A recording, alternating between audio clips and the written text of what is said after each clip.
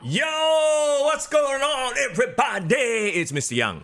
And it's for in the building. We are back live, our usual time slot and stream. What's up? Yeah, it's not just us who are back. Also, somebody else just came back. I see people in chat already very excited for a certain mommy to be back. And I was just saying with you, before we went live, like just in time for custody of Dominic match.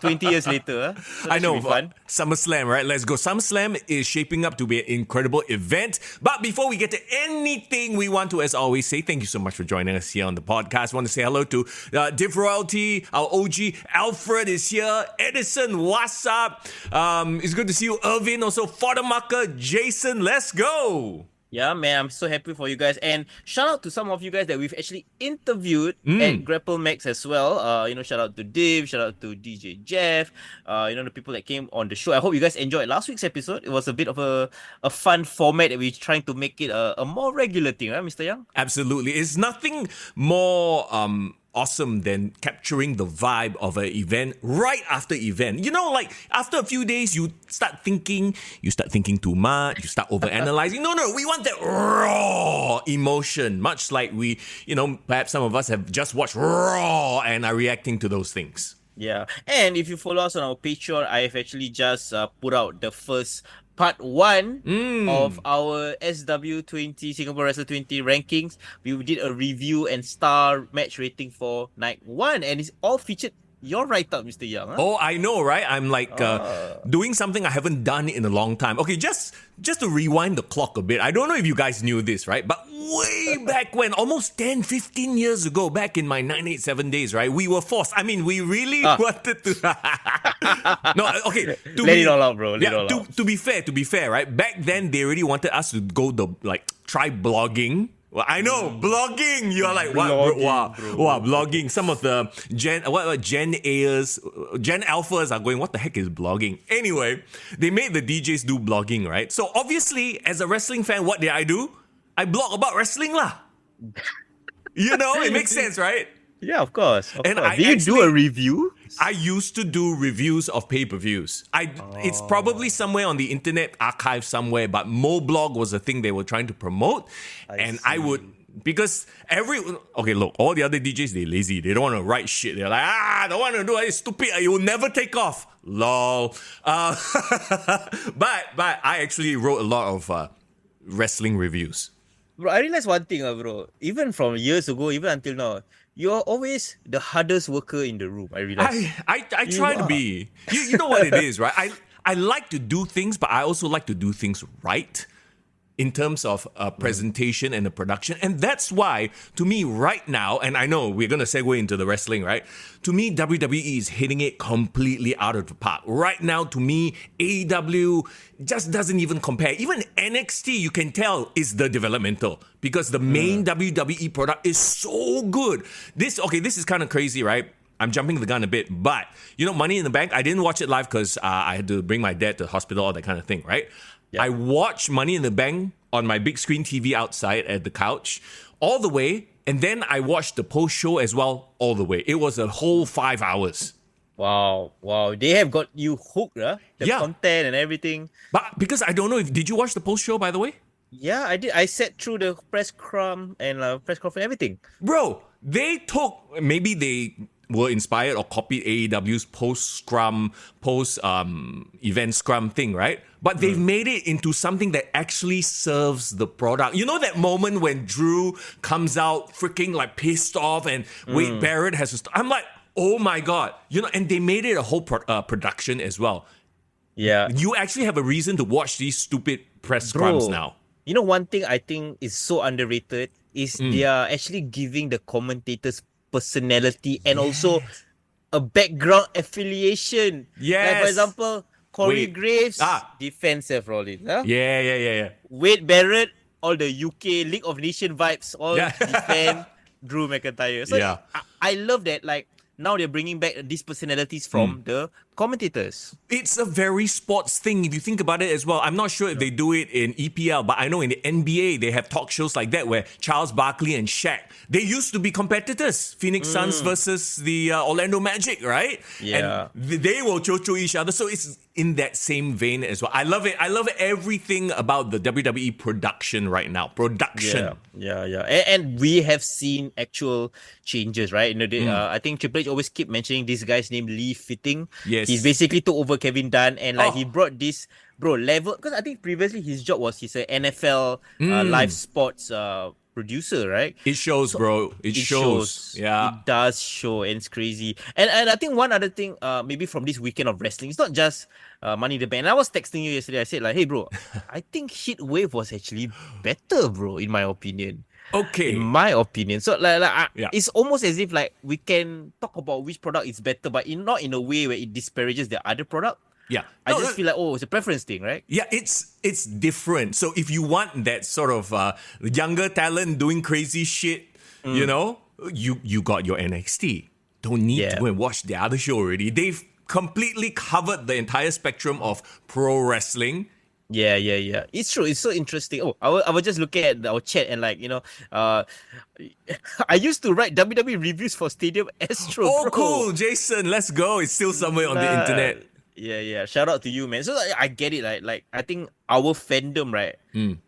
It has been rewarded, I think, in recent years, or especially since this Triple H era, because God knows we've stayed in the muck. We've treaded through all the shit, man.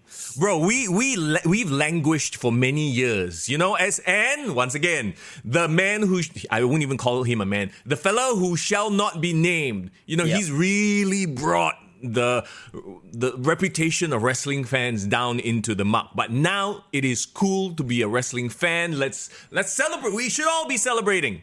Yeah, it is. It is a great time, and I think when things are on the mainstream, when Mothership also reports on John Cena retiring. You know what I mean? True. Also. So I think it's so great, lah. Yeah.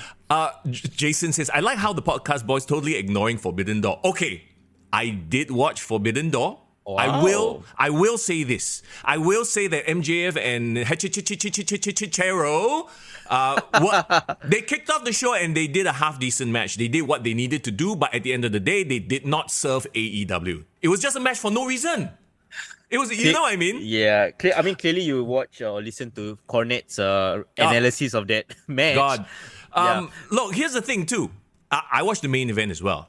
I'm like, can you imagine if these two fellas were in WWE? Like, that's all I can think. It's like, they had a great match, right? Let's not take it away from them. They are fantastic performers. But everything else surrounding, there are some gems to be found in this pile of shit, basically, is what AEW is right now. It's interesting because we did make a conscious decision not to review Forbidden Door. I think it's also because we wanted to really highlight, and we had so much content from our Grapple Mac 2-night weekend.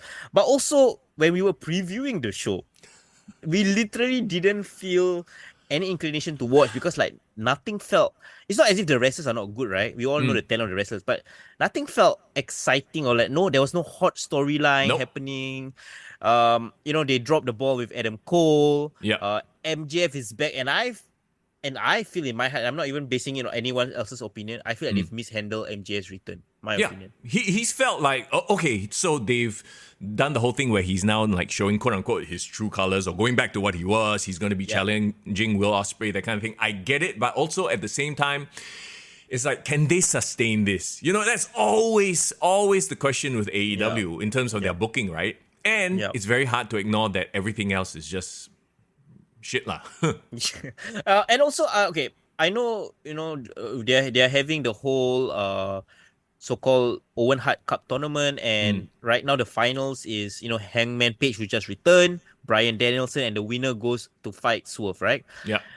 So that's the thing, right? Danielson versus Swerve, while it's an interesting match, right? Yeah. I wouldn't say it will headline Wembley Stadium. You know what I mean? No. And do you really want Swerve and Hangman part 4? No, absolutely not. See, that's the booking. It's very obvious they don't really care about Swerve. You know what I mean? Despite all that he's brought in, despite the buzz that he had that was not properly capitalized on, nothing about that show is must watch. Yeah. And did you hear this story about Will Ospreay saying he wanted everyone to take Swerve seriously, that's why he was willing to lose the match? Yeah, you know what? Kudos to him for that. But why does he have to be the guy to like make an example? Shouldn't Tony Khan be the guy? All right, you're our champion. We book you strong. You know what I mean? It's so bad that your talent have to step up. And we always say this: AEW is the place. If you are great talent and you can sell yourself, you will do well. But if you need booking, good luck, you die. You are gonna just get lost in the shuffle. Okay, which leads me to my next talking point, right? Like, okay, we talk about how I feel, in my opinion, I don't know whether anyone has made this comparison. I feel like Swerve is in the same boat as Damian Priest. Okay? What I mean by that is Swerve has just reached the main event status, but he really hasn't truly cemented and established. He needs that epic, main event run to be taken seriously so that he doesn't become a one-hit wonder like a Kofi Kingston, right? Yeah. Damian Priest is in the same scenario. Like, he is like a long-time guy. Everyone respects him. He finally has this main event run. And he's really trying to establish himself as a top guy.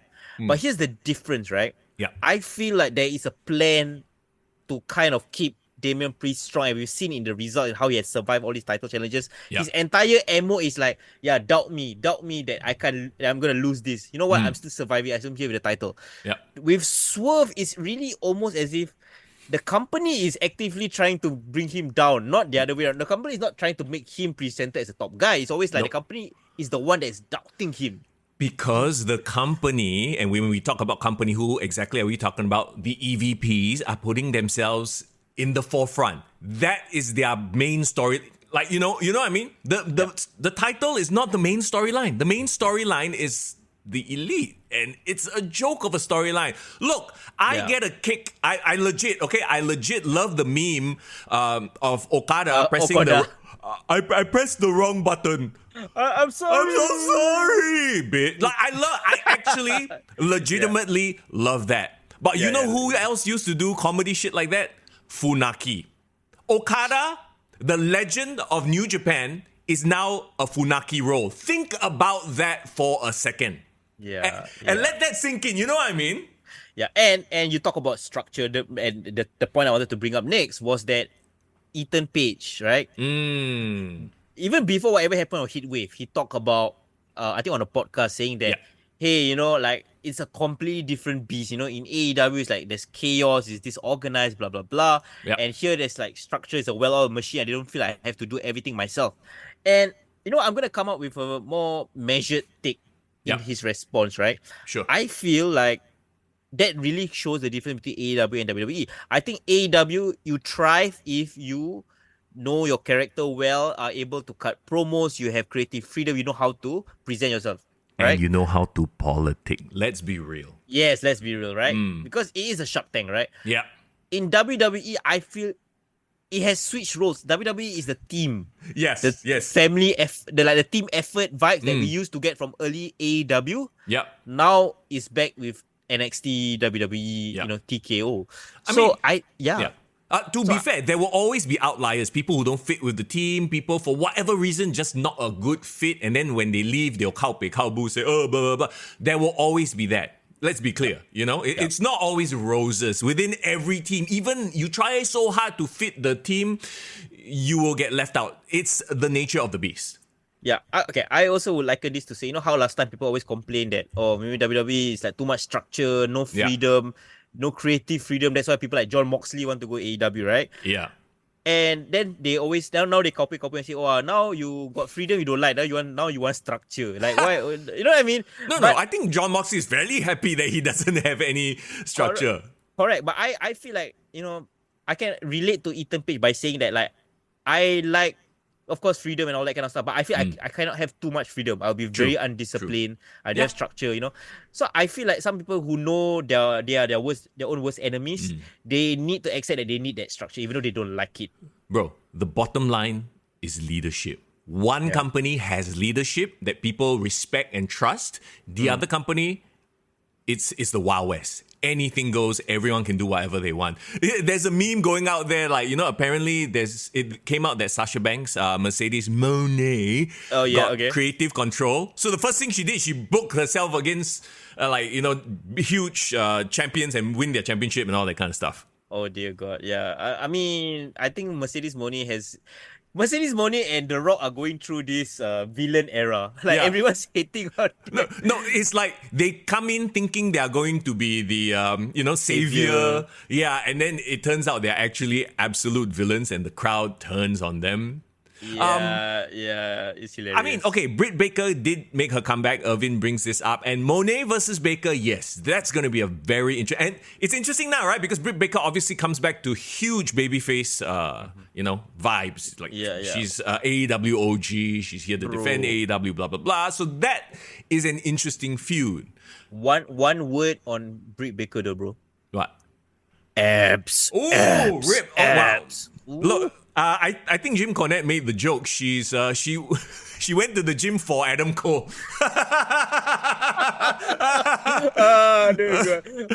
Somebody said another comment like Adam Cole is living every nerd dream life. Like you are a nerd, you are a gamer, you get to wrestle, and then you have a hot girlfriend. Like he's literally living the gamer life. Yeah, he is.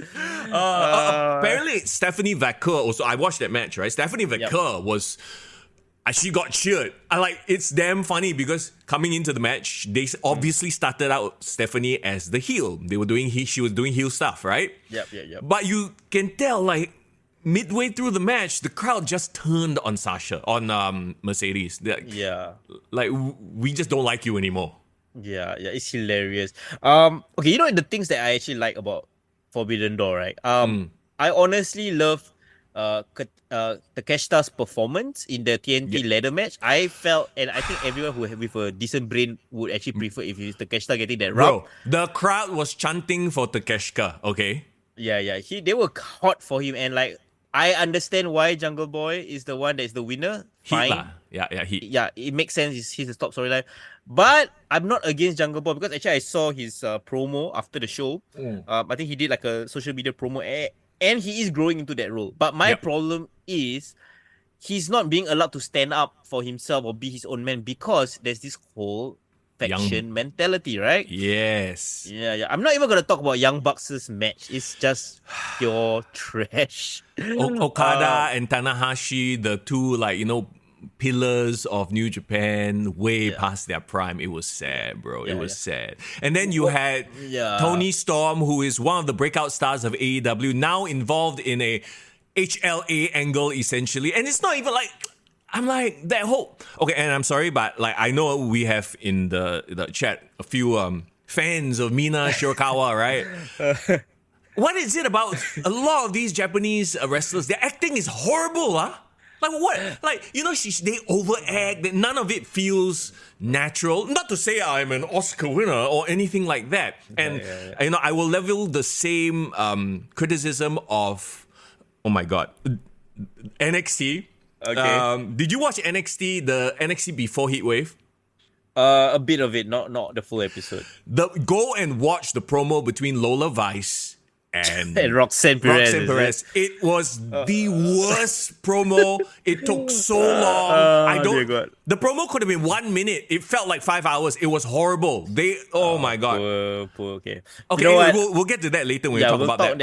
But you know what? When I think of Mina, I only think of a few things, right? I think of this. Yes. And I think of, hi, I'm Mina Shirakawa, and everyone, I'm sexy. I love Mina. That kind of shit. Like that's the only thing I think of, and it's not as if I think she's a badass wrestler or what. No, she's just a goofy character, It's just like, just if you want this, just do porn. Tony Khan, just invest in a porn company. If that's what you want. What? Okay. Who is this? Bro, can you imagine oh god. Can you imagine he invests in Pornhub, right? And then he's like, we are doing the best ratings, it's all great, we do the best videos. I don't know, man. At this point, it's like, who does this serve? Who is this attracting? If I want to watch porn, which I don't, wife's outside, I will go and find, you know what I mean? To be honest, if there ever a day that Tony Khan funds an OnlyFans or a porn channel or what, and if I for some reason watch it, that would be my saddest wank lah. That will be my not my proudest wank lah. I don't want to wank anything to do with Tony Khan's creation. You know what I mean? You know why it would be sad? Because knowing Tony Khan, he will want to be involved somehow. He'll be like, after the sex scene end, right, then he pan to his face. Okay, Thanks, guys. And at some point, right, he will fear for his life as well. When one of the performers get angry at him, I was so fearful for my life. He's clearly a submissive. He's not gonna be the dog. Oh God. Anyway. This whole angle is a complete waste of good talent. Is what it is. It is. Can I address what Alfred and Div say, right? My favorite meme of the past week is Jacob Fatu walking back to Solo's theme song and he does the taking it off. Bro, like he just did a pure Scott Hall, man, loving it. So many memes. There's the Rock one as well. The one where he's like wearing his glasses, then he's like corporate Rock. Oh my, okay. So I know we're jumping about. Okay, let's put a bow on Forbidden Door. I know we weren't supposed to review. I got a time code this shit, bro. So we gotta stay on track. Yeah. What are we talking about? We're talking about Forbidden Door. Main event, awesome, great wrestlers, shit company. There you go. Let's move on. Okay, dear God, yeah. I would rate it the worst Forbidden Door out of all the Forbidden Doors they've done. Not because they weren't good matches. You know what? I would even say I actually enjoyed Zack Sabre Jr. versus Orange Cassidy. Oh, I skipped that. I skipped that. Yeah. I watched it and I saw the ending because I think he tied him up to the point that he had to tap out. It's like a very cool ending. Like like that octopus thing where he got stuck. So that was cool. But anyway, the point is the worst Forbidden Door not because of the lack of like stars. There are stars from Japan and Mexico and all that kind of stuff, but it's more of there was a lack of heat. 100%. Like nothing in Forbidden Door directly impacts, except maybe one or two. But you know what I mean? It didn't serve AEW's business. Let's put it that way. It doesn't move their storylines along. There was just a bunch of quote unquote dream matches, and you can only do these dream matches so many times. My favorite part was just Britt Baker returning because, I like Britt Baker, but that's it. Are you sure? Are you sure it wasn't the very awkward three-way kiss? Nah, that one I no need to pay $29.90 lah to see that kind of content. Come on. There you go. From that, we go to something that's truly delicious and yummy. We want to give a shout out to our sponsors. First of all, let's talk about Lemak. Let's go. Yeah, bringing it back. So guys, if you are hungry like us and it's lunchtime and you happen to be in Bugis area, bro, this is the place to be, man. Get your dose of like Indonesian, Malay cuisines. Look at that, bro. You will love it. It's making me rumble. It's giving me a royal rumble in my tummy. That's what's going on. Lemak, you can also catch them on, I believe, like certain platforms like Shopee and whatnot. If you want to do like the big deliveries. Shopee and TikTok. Oh, yeah. I just got a message from the big boss himself, from Lemak, right? He said, at the Boogie store, they're having a weekly promotion right now. If you follow them on their Instagram, they give you a free frap. A frapp. A frapp. Okay, there you go. Lemak. If you're listening on Spotify, that's lemaq.lemaq on Instagram. Drop them a follow like we have already. Yep. You can check out their Instagram account, check out all their foods, where they are, addresses. All the information is there. So they're also right now promoting the cheese coin as well. So again, cheese coin. Yeah, cheese coin. It's like a cheese coin prata style. Ooh. You know, like a prata kind of vibe.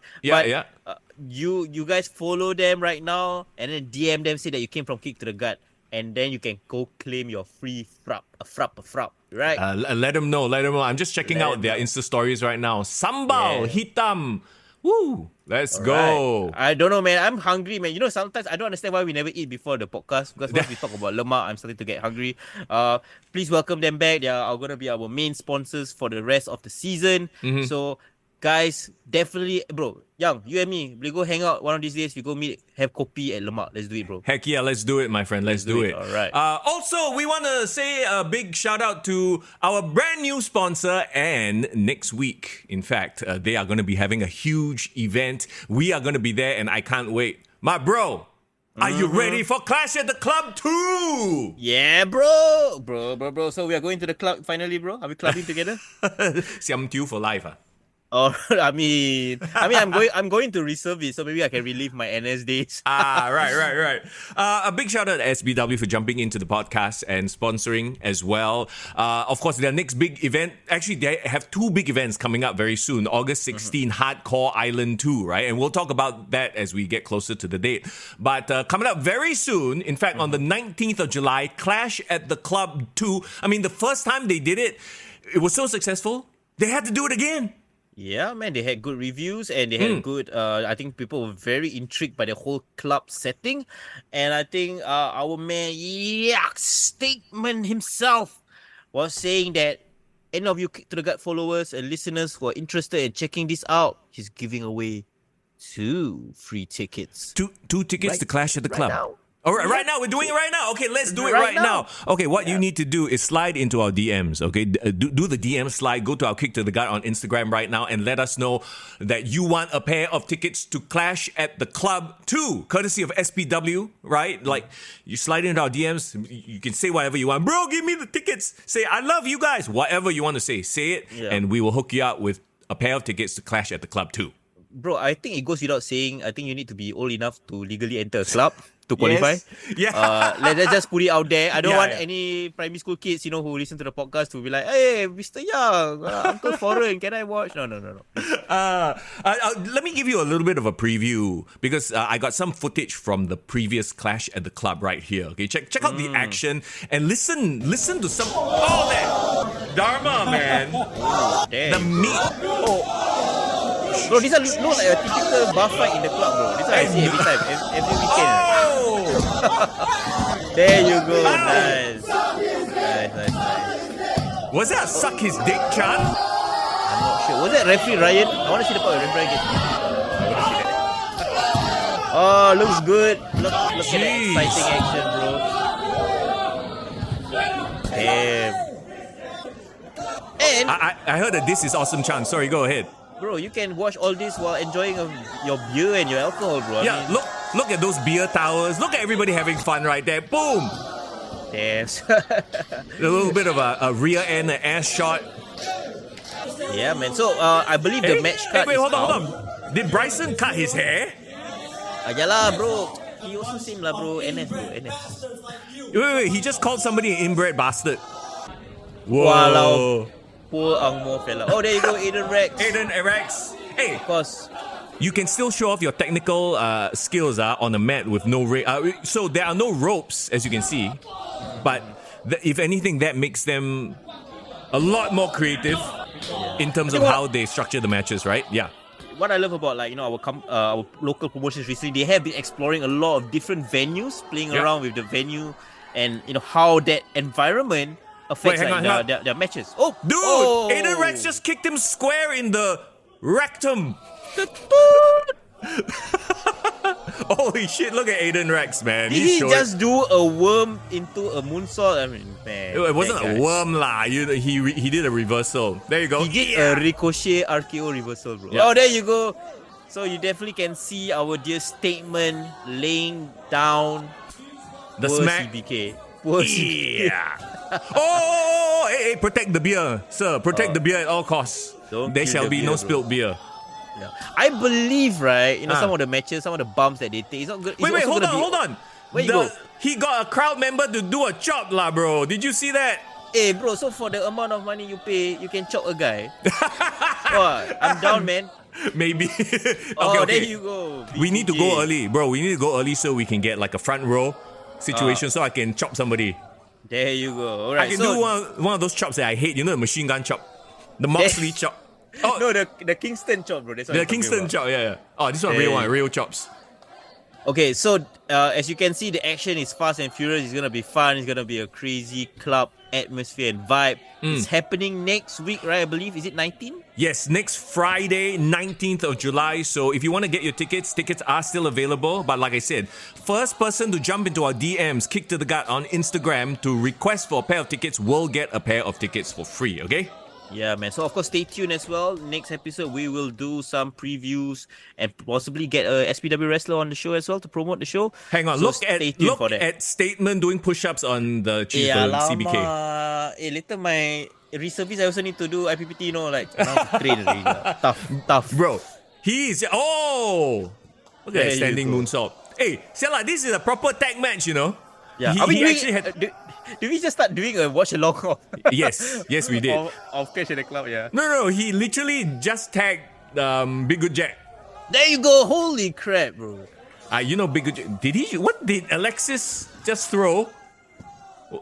Was that one of those like serviette holders? I think so, bro. Wow. I suddenly want to see Big Good Jack versus Jacob Fatu, bro. What the? Like, it's giving me those vibes, you know what I mean? Right. There you go. Oh, looks fun. So, Dad, this is what you missed if you didn't watch Clash at the Club the first time around. So don't miss out on the second time, bro. Absolutely. It's going to be super fun. Once again, Clash at the Club, courtesy of SPW. Big shout out to SPW for sponsoring the podcast as well. Bro, Div Royalty just said, excuse me, is Eman old enough to be in the club? Come on, Div. Don't be like that. We give him special pass. Okay, come. Next week, we will get someone from SPW to run down the card with us, preview what we can expect, that kind of thing. So it's going to be fun. And yes, Div, you're right. It's going to be super exciting. We are going to be there. We would love to see you there as well. Go get your tickets. If anything, you just go to SPW's Instagram account and ask them how to get tickets. Yeah, but if you can't get the tickets from us, so fastest fingers first. Let us know on the DMs right now, okay? You guys are interested. In the meantime, let's jump to the business of today, the order of what we have to talk about. Okay. Let's go in order. So the first thing that came out was the WrestleMania 40 documentary. Just quick reactions to it. What did you think about it?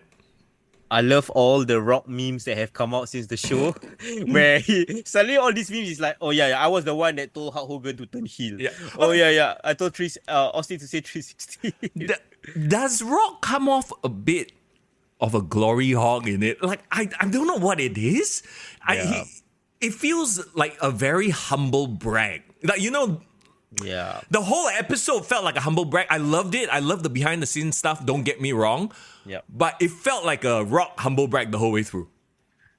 I have heard rumors, and again, these are all internet speculation. So, don't quote me on this. That remember they were supposed to release the documentary like right after WrestleMania. Yeah. But it got delayed 3 months. And in that period, 7 Bucks Production became a producer on the show. I'm just saying, I'm not assuming anything or jumping to conclusions, but okay, just watch it as it is. For me, maybe because I read too much into it, but it really did feel like a Rock fluff piece. Yes. It was. Everyone else felt like kind of secondary almost. I was like, It's like, okay, like who killed WCW, right? I knew it was like, they angkat Eric a bit, right? Because like Eric was, a big part of the story. He probably brought in a lot of people he knew. And even though, yes, they did, in the end, did say like, okay, these are who we consider the suspects for who killed WCW. Yeah. But they kind of still trying to protect their reputation somehow, right? Correct. I feel the only way this could have been really objective if The Rock wasn't involved at all in the creative of this production. You're talking about which one? I'm talking about the WrestleMania documentary. If The Rock was just there as a talking head, but he had no... like how in Dark Side of the Ring, that one guy can say his point of view, but then they also will have another guy who opposes that point of view. Yeah. They should have had that. Yeah. Because I never hear anyone from the show, and I know maybe Cody Rhodes is too nice and too politically correct to not do it. Yeah. I wish somebody on Cody's side, maybe imagine they interviewed Dave LaGreca, for example, from Busted Open. Yeah. And he can be really honest and say, we were pissed off because The Rock was taking this spot unnecessarily. Yep. But okay, at the end of the day, it is we forget, right? It is a WWE production, and The Rock, even though he's his own thing, he's on the board of directors. Sometimes we forget that. So technically, it is a piece to fluff the WWE. I don't know. It just felt like, to me, it didn't feel genuine. I hate saying it, but it didn't feel genuine, that piece. Usually their documentaries are very genuine. This one felt a bit like angkat The Rock's bola. Yeah. And I think that has been a bit of his reputation recently, right, in Hollywood. Like, people don't really like how he do business. Black Adam. And also, I think that recent Christmas movie also has been an issue. Yeah. I do not know, because it's like the whole Chris Jericho situation, right? Like, these are your heroes growing up. Yeah. And you don't really want to hear bad things about them. How ironic is that Shawn Michaels is now like this beloved babyface abang uncle. Yeah. And then The Rock is the opposite. Yeah, when back then he was the guy everybody hated because he was such a tool bag, right? It's weird lah. It's weird. Maybe one day we will have a Dark Side of the Ring, The Rock episode, Did you learn anything from that documentary that you didn't know before? Not really. Like, did you? Because I love the insight from like a Triple H, Cody, that in terms of like their thought process. But I didn't honestly learn anything new. It was just a fun watch. I think it confirmed a lot of the things that we already kind of knew. Like, for Yeah. example, the plan was always Punk and Seth. Yeah. Yeah. Well, here's the thing. They are probably target, and they put it on YouTube, so they are obviously casting a very wide net. It's not a network exclusive. It's not Peacock exclusive, right? Yeah, it's so a they're YouTube trying to catch as many people as possible. People who are not like us. We forget, guys, people in chat, we forget that we are the diehards. We are the ones who will go and find the, newsletters and find all the gossip and shit like that. Most people don't. They don't know all these things. I agree. But I do feel like the most interesting thing about this was like the fact that Triple H said that despite all these rumblings going on, like, they were testing the water with Roman and The Rock, he still let Cody win the Rumble just to see what the reaction was. Yeah. That was interesting. Yeah, I think Triple H believes in Cody. And kudos for him standing behind Cody in that way, lah. Like, okay, it sucked. Like, when The Rock comes in, I think Triple H was like, I also pop in, right? As much as I want Cody to have his moment, it was truly one of those magical moments where the crowd said, no, we don't want you, go away, let Cody have his moment. I feel it as well. So I feel like The Rock really, in his own mind, his intention was like, I'm this big star. It makes sense for me to have this marquee match. We've been telling this story. Yeah. And even though he knows that Cody's thing has been cooking for the last year, he thought that I can still have my story. Cody can do it in parallel. He doesn't need to do this exactly this way, right? But when he realized that, okay, no, they are rejecting his character completely, I feel like everyone says it's the same thing. It's literally up to The Rock. The Rock can decide, do we power through this or do we pivot, right? And when he said, I can't help it if like even a smidgen of the audience didn't like me or like, can't accept. That to me just went to the root of the matter. The Rock can't accept if people don't like him. Yeah. So even in turning heel, it's actually to be liked back. Yeah. He wants to be loved. And in a lot of ways, I think that's what it is. This documentary was to turn him face. It's and I wouldn't be surprised, honestly, right? Suddenly this whole bloodline thing is happening right now. Sekali he comes back with Roman Reigns. Oh fuck lah, that one he already dilulu already. Okay guys, everyone in the chat, do you all agree with me? The only way this can level up the next level is Solo reveals that all along the one pulling the strings for this new bloodline has been The Rock. Yeah, no, it has to be logically, right? So we get to Rock versus Roman, Rock versus Cody, those are the marquee matches. But after watching that documentary, I'm a bit worried, not gonna lie. There is that air of, I want to be your hero. No, The Rock, just lean into the heel. You know what? Hey. I think he should just stay being a heel because it's really a refresh of his character. I know that a lot of people, because from a visual standpoint and from his heel work, Cody... a lot of people are paralleling with Homelander from The Boys. Oh, yes. The real life Homelander is The Rock, if you think about it. He is. He is. And it's so appropriate that The Boys was actually a sponsor for Money in the Bank. Yes, it was. Fucking hilarious. Okay, I think The Rock, I get it. Because The Rock did change the business. When he came in, he was like, it's so ironic, right? During his period and run on top, right? Nobody heard him complaining. He was the best company man. I heard he was like, he's like super humble. Backstage, he learned, blah, blah, blah. And I felt like that actually was one of the reasons why we liked The Rock. Because The Rock was not about politics. He was just this cool guy. Yeah. Right? Yeah. But I feel it's almost as if he's that kid who the whole time when he was kind of bullied and he always showed up people, right? And then now he's like finally getting his flowers and he's like, yeah, I was this good all along. Fuck you all, and now I'm just gonna be me, Maybe Hollywood changed him. I don't know. Look, at the end of the day, right? Like, we are not haters of The Rock. We love The Rock. We love what he does. We understand what he brings in terms of his Hollywood celebrity status. And maybe he did truly think that lending his Hollywood status to the main event of WrestleMania, because he is also on the board of directors, right? It would take it to the next level, which he did. after a bit of course correction. But okay, let's move on to Money in the Bank. We have a whole bunch of stuff to cover and not a lot of time to do it. Acknowledge the real tribal chief, says Fias. Oh, we'll get there, bro. We will get there. Let's talk about Money in the Bank itself. And I've been raving about the production. The intro package was like a movie intro, lah, bro. You know, the animation, the heist theme and everything. It was incredible. Very Ocean's 11. And I like that they move away from the money. Yeah. I think let's just give that a rest for a bit. Yeah, this was cool. What I like as well is like how they had very subtle rebranding of the Money in the Bank. That the yellow and the green.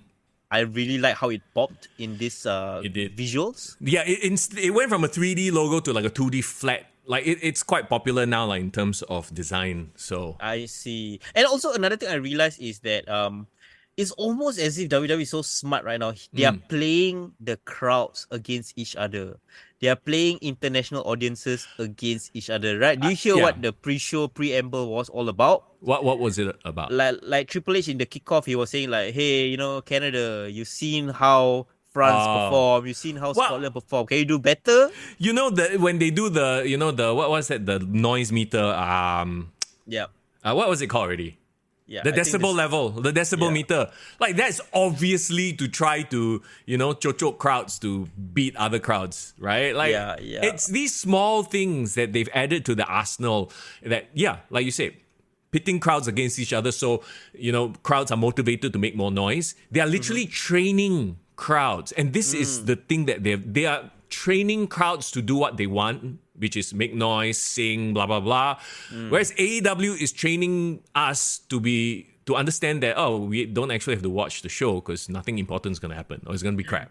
Yeah, it's such a disparity there. And also, I think I really, again, because after what you said, right, I've been paying a lot of attention to their pre-production, pre-show, like, how everything comes together. It does feel like a sports coverage. Yes. Right? Yes. You know how sports starts, right? Like, and the intro will be like, 65 miles of the capital city. We are here in Toronto, Ontario, Canada. The weather is this good, blah, blah, blah. And then they talk about, like, the history of the city, highlighting it. I love all this things because as a viewer, right, if I'm not a wrestling fan, what are most people fans of? Travel, right? Yeah. Right? You want to learn about the city and what's so cool about it. Yeah. So that's so smart. That's a great way of setting it up. I mean, also they probably have to because it's part of the package they sign with the city. I get it, right? I get it. It works. To your point as well, it just works as a complete presentation. So just the production is, to me, it's really next level. AEW can't even compare. They're not even close. Can I also say, like, I've been paying attention as well, and I really, really like Jackie Redmond. She's such a pro, and I think you as a broadcaster in this is like kind of like your line of work. I think you can also appreciate how good she is, right? Oh yeah, she's absolutely gorgeous. I mean, she. That aside, that helps. Yeah, but no, absolutely, she's an absolute pro. She's along the same vein of like a Renee Young back in the day, Renee Paquette, right? Like sort of that voice of the people asking the right questions at the right time, and she's not a bad actor. Like, when she has to be shocked, can react. She can react. Yeah, that's exactly what you need in a presenter like that in that situation. So, yeah, it's cool because Kayla just left, right? Yeah. And I know a lot of people this kind of slip under the radar, but the bump, they've actually stopped the bump already. They've really ended the series. Yeah, nobody has realized, but I've paid attention. Like, and I think when Kayla left, they actually quietly ended the bump. And one of the people that they fired is Matt Kemp.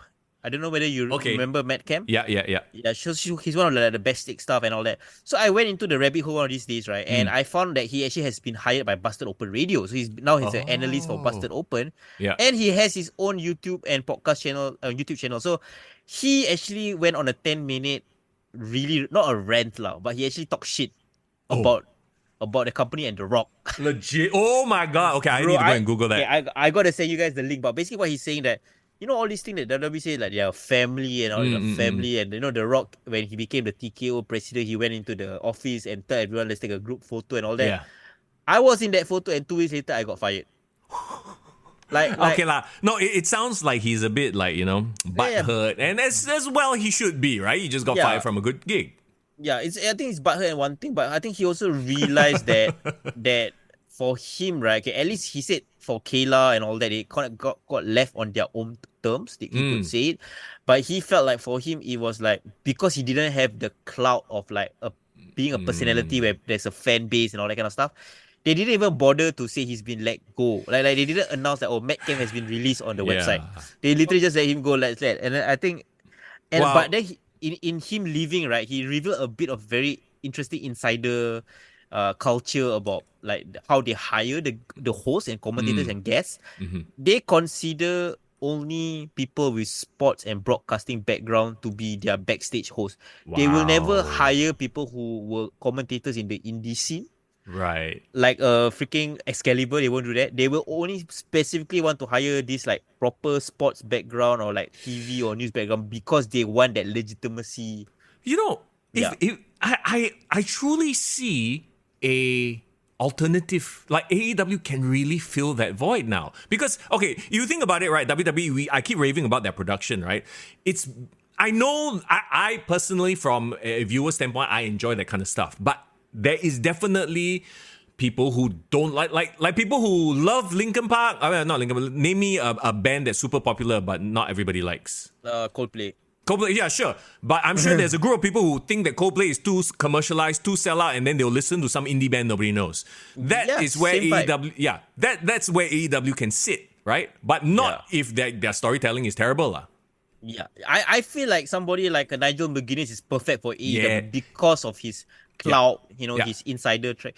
And why Nigel left NXT is probably because of that. Yeah, it all started with Michael Cole, bro. He's an actual proper reporter, and now yeah. He used to be a war correspondent or something like that, right? You know what? It makes sense, and it also makes them look like a legitimate sports. Like they are truly moving on to another level, the WWE. For better or for worse. That's why they phase away those like old school commentators like JR and all this King and all that, because they do want to go into this era. And I don't blame them, but it's so interesting that the prerequisite for them to even join WWE is to have this background. And he literally said, WWE tell these people, you don't need to know anything about wrestling. We can teach you the wrestling stuff. We want you for your background. I mean, I wish I could say I hate that, but I've seen it a lot before. Like literally in my line of work as well. Like, honestly, like you think, radio DJ must be able to talk. No, bro. I had one boss tell me one time, and it not only pissed me off, but opened my eyes. This is very early in my career, right? You know what this one fella said to me? What? I tell you, talking can teach. Looks cannot teach. I was like, what the fuck? That opened my eyes. Like, that's what you guys are freaking looking for. Exactly, bro. And it's we all shit on the Divas era, right? But it's the same mentality, just for a different occupation within WWE. Like last time it was Divas must be hot, must be model, we can teach the wrestling. Yeah. But now it's more of like, okay, backstage personality must be hot, must have all this background. We can teach you about how to talk about wrestling. Yeah, exactly. No, but and you see like what is it, an NIL program as well. Yeah, now you are also like athlete, the next generation of and we will see from NXT, the next generation will not be indie stars. They will be multi-sport athletes. People who have come in from different sports who are incredibly athletic now will be taught how to do wrestling. Yeah. I don't mind that as long as there's also still a pathway for the pure like wrestler, the Bryan Danielsons to still be, to be popular in WWE or be a success. Yeah. But I feel like why Daniel Bryan was successful wasn't because of his indie background. It's because he developed a personality after the fact. Yes. And like the biggest, clearest example of it is him now. He's doing what he loves, but he has never felt more irrelevant. Yeah, exactly. Right? And he has faded into the background because the culture there doesn't allow him or doesn't put an emphasis on it's about being larger than life characters. It's about the wrestling. Nothing wrong with that per se. It's not sustainable, bro. It's not a sustainable business model. Bro, I'm saying this as the biggest wrestling fan in the world, right? I mean, like, we are all wrestling fans, right? But to me, wrestling is not enough to get people's attention. No, that's true. No, it's 100% true. Pro wrestling at the end of the day is a show. It's not an exhibition of skill. I give you my analogy of it. It would be like, for example, why was Infinity War and Endgame so good? Yeah, you had amazing special effects, but you also had the characters of all the storylines coming together, right? Imagine if it was just a CGI fest. Wow, the most technical CGI. You can barely tell anything was fake, but then there's no story. It's just a bunch of explosions, bunch of shit happening. It looks cool while you're watching it, but you'll never go out of your way to watch it again. Agreed. And I think the last example I can give is probably Kurt Angle and versus Chris Benoit, right? That match that they had, I think 2003 Royal Rumble. One of the best, like, if I just want to watch it for wrestling, holy shit, it can blow any Tokyo Dome match out of the window. It's the kind of match that AEW does. But why did I care about it, right? I cared about it because it was freaking Chris Benoit. It was freaking Kurt Angle. And I know their characters, I know their motivations, I know what makes them tick. And then the wrestling blew my mind. You get what I mean? It was two random jabronis doing the exact same match, right? I could give a fuck. No, exactly, right? Okay, let's get down to the actual Money in the Bank pay-per-view. Drew McIntyre, Andrade, Carmelo Hayes, Chad Gable, Jey Uso, LA Knight, for the men's Money in the Bank. So essentially, Drew McIntyre called his shot. He said, I was going to win it, I'm going to cash it in the exact night. And that's exactly what he did. He did exactly everything he said. My question to you is, was this a waste of a Money in the Bank cash? Okay, we'll get there when we talk about Damian Priest, Seth Rollins. But what did you think of the actual Money in the Bank match itself? I realized something very interesting about Money in the Bank, right? Like, to me, if you have a lot of established stars in the ladder match, it's a bit of a boring match. Because the established stars do not want to do crazy shit, right? Yeah. But then, the ones that will do the crazy shit are the ones that is trying to get to the level of a main event. See, so do you realize? Yes. Is the Carmelo Hayes and the Andrade doing the crazy shit? Yeah, no, dude, that you read my mind. I was like, Carmelo Hayes is there to do the flippy shit and just to show out because he not only does he need to make a statement, but and you're right, like Jey Uso, LA Knight, Drew McIntyre, they just did the very, I don't want to say normal stuff, but the standard spots, right? But you had Andrade and Carmelo going the extra mile to do the crazy spots. Yeah, Fias, you hit the nail right in the head. Melo and Andrade stole the show for me, and I agreed. And I think the match layout was set up for them to steal the show because they weren't gonna win. Yeah, it's twofold, right? Yes, they are quote unquote the younger ones that need to get the shine, but to make the match spicier and crazier with memorable spots, you had to have people who are willing to do it. And those are the ones willing to do it because they need the shine. Correct, I agree. And also, I personally wasn't that upset that Jey Uso didn't win. Yeah. Because I come to the conclusion that, okay, if you're going to waste a cash-in, right? Yeah. It only makes sense if there's so many hot storylines happening that how the fish are you gonna insert a cash-in storyline in this whole run? You get what I mean? Yeah, and I think I agree with what Irvin said on the Discord. If you haven't joined us on Discord, we talk about wrestling. Go to the Discord, link in the description. But I agree with what he said. It's actually more relieving to have one less thing just hanging around, one loose end to be tied up. But and to your point, because they have so many hot stories, like literally top to bottom, it's something is going on, and it's not just hot storylines in and of itself. They're all interconnected in some crazy ways. If you think about it, I agree. So I feel like right now when WWE is so hot, they can afford to so-called waste a cash-in because they have enough stories to tell. I feel the Money in the Bank will make more sense to hold on to the title when they really are in need of new stars. They're trying to build stars, Yeah, and it wasn't a waste because his failed cash-in serves the greater purpose, which is one of the hottest feuds that they have, CM Punk versus Drew McIntyre. As we will see later, it will also birth several new feuds as well. Yeah, incredible. And I would agree with a lot of people who said that it wasn't the best Money in the Bank ladder match of the two of the night. Yeah, I actually prefer the women's one. Agree. But in terms of it serving its purpose, I thought it did its job, and I love the fact that Triple H took a photo with Drew McIntyre right after knowing what happened next. So, that was funny. So it was a great way to start the night, I felt. Yeah, I agree. And again, if it was up to you, would you still have made Drew the winner, or would you have preferred it being on someone else? No, I'm fine. I'm absolutely fine with this because, like I said, I forgot about the fact that it was wasted because right now the story that they're telling is so hot right now. It's literally a blood feud. Like, yeah, it is. It is bad blood, if you know what I mean. It's bad blood. It's a blood feud, and they haven't like technically had a match yet. You know How crazy.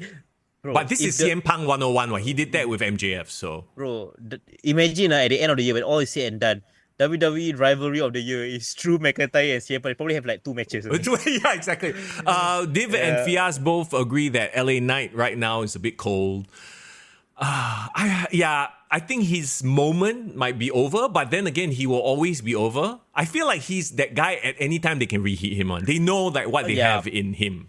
I feel like he's a made man already because of his, his meteoric rise. And I'm okay with him not winning now because I think his destiny is to take the US title off of Logan Paul, SummerSlam. That's where his storyline is going. Yes. Yeah. Okay, let's move on to the next one. Sami Zayn, Braun Breaker. Okay, a lot of people complaining, Braun Breaker gets served his first loss in... I mean, this is Sami Zayn's sort of MO, right? He's always the underdog. He gets the shit beat out of him, but somehow he pulls it off. That's always his story. That's always his match. And he does it. But here's the thing. He does it so well. Every match that he's been in thus far, I'm like, he for sure lose one lah. Gunther, he cannot beat lah. Yeah, but he always survives, right? Yeah, so I like that. Like, and he's kind of like the only guy that has sort of that aura of him right now. Yeah. He's literally the definition of an underdog. And you know, sometimes you cheer some underdog wrestlers, but you know they will never win one. Like how many times you want to cheer for Shawn Michaels when he came back? You know when he did his return, right? Yeah. Bro, this fucker like the worst person to support because he keep losing all the big matches. But with Sami Zayn, I feel like it become almost his gimmick that he somehow survives all his big matches. Does this halt the momentum of Braun Breaker? That's what everyone's complaining about. All right. I am of the opinion that this will actually make him down the road. I feel like people are going to complain regardless, right? If he keeps winning, then people say, this fucker pushed to the moon lah. Boring, Correct. Don't you think Triple H has been listening and paying attention to how Vince McMahon used to make stars and fuck, I'm just going to push him to the moon. I don't care people reject him or hate him, he's just going to be the top star. Yep. He doesn't want to repeat that. I think he wants people to realize that Braun Breaker can be vulnerable, you know? And I think this will actually, if he were to become even more angrier, more delulu, crazier guy, I think that will help. That will help him for sure. If anything, they can always chalk it up to he's new. He's literally a fresh wrestler, just came up from NXT. Fias said Raw today kind of made Braun look stronger, and I don't know why, but watching Braun today gave me a little MJF vibe. Can you explain to me what happened on Raw? Because we haven't watched. Context. But I don't know about MJF. But he is a smasher. MJF is more of a cerebral heel. But we'll get to that if we do circle back to that. But let's talk about the World Heavyweight Championship match. Damian Priest, Seth Rollins. Okay, a lot to talk about on this one. Yeah, I know. Let's jump right into the elephant in the room. Like, look, these two, they are... what you would call like good hands. Like, that they can go in and deliver. But, okay, the Damian Priest non-kick out. Let's talk about that. That massive botch. Even Triple H was like, oh shit, at the press conference. He tried to talk around it. But okay, what do you think happened? Okay, I'll tell you what I think happened. I think just watching the thing, I think legitimately Damian Priest got like knocked silly. And he legit couldn't kick out because he was even like doing the finger thing, like trying to get feeling back in his fingers. Yeah. And I think that Drew was supposed to interrupt, but only after the match had ended. Bro, which spot do you think he got his head wrong? Probably during the actual Falcon Arrow or final Falcon Arrow. Because Falcon Arrow, like, this was not the planned finish. The Falcon Arrow has never been...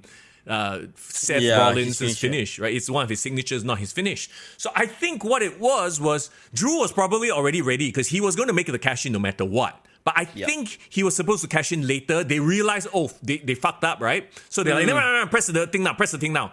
And then they made it a triple threat on the fly. I think that was what happened. I tend to agree with you. I also feel like if you're going with this potential that is because of him getting spiked on the Falcon Arrow, Damian is way taller than Seth, right? If I'm not wrong. Yeah. So So one of the biggest problems or potential mishaps that you can cause from a pile driver is that if the guy is taller than you, you might try to calculate like, okay, just nice, I will protect his head. But sometimes you never really estimate properly, and then he's because of him being too tall, Yeah. his head hits first before you actually get to Well, control I mean, the Falcon Arrow is not a pile driver per se. It's more of a flat back, right? But Yeah. But if he's too tall, he might have angled him, a bit salah Wrongly. lah. But accidents happen. This is pro wrestling, so. Yeah.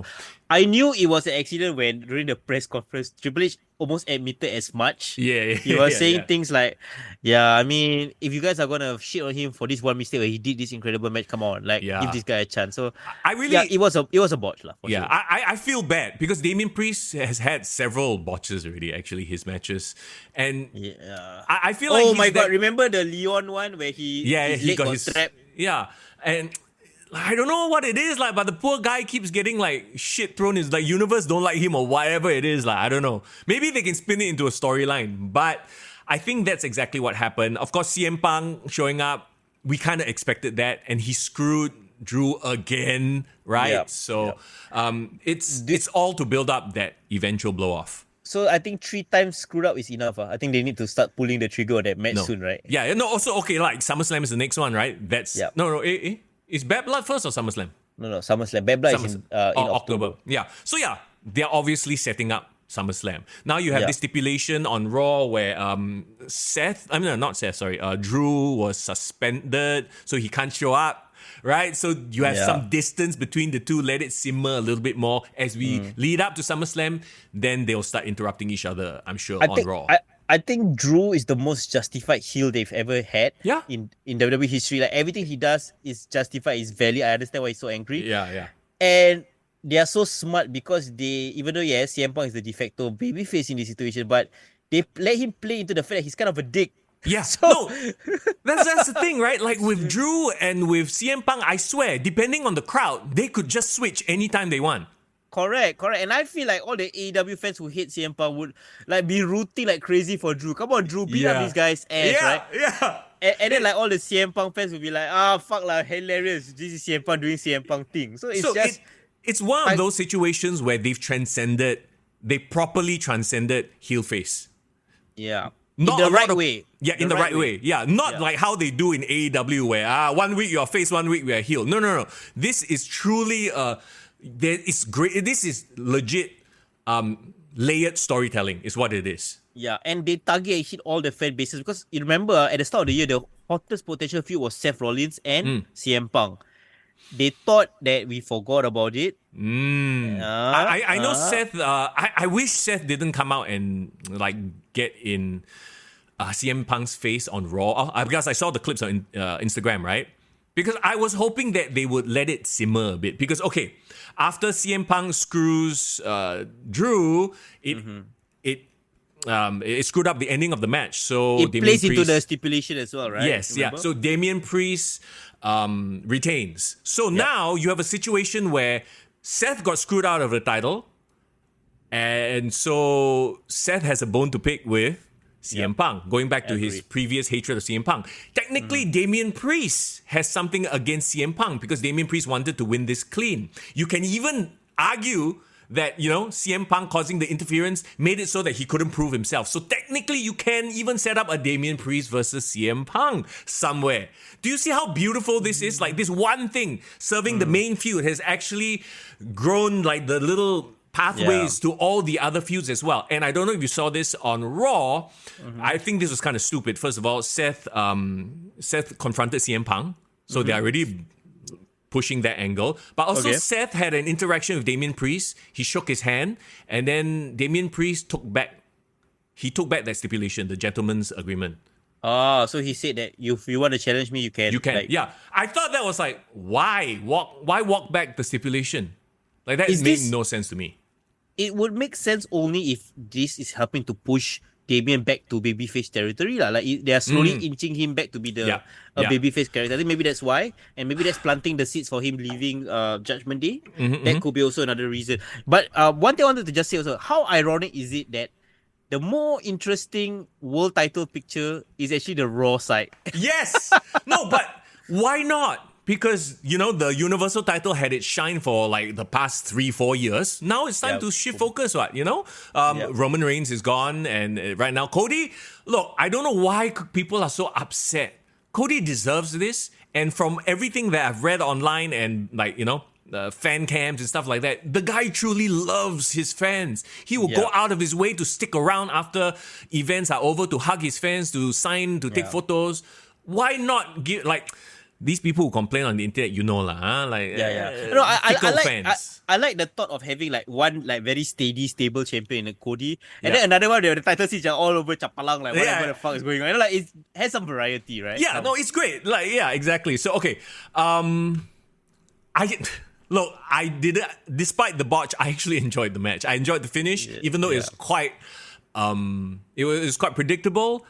I like that it also now spawns several different paths forward. Yeah.